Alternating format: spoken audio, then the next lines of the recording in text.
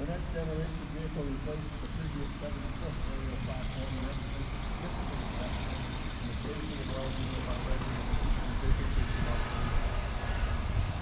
This milestone has been a long time coming. The process beginning in March of 2022 when the council authorized administration to for the apparatus that would provide enhanced response capabilities to ensure fire services can meet the changing needs in our community, including development of mid-rise buildings and large industrial facilities.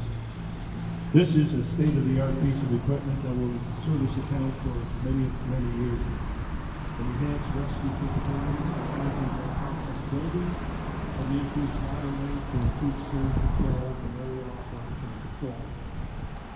It certainly is a welcome addition to the town as it continues to address the changing needs in our community. I want to commend Chief Bondi and his team for this outstanding job in planning and procuring this new truck one.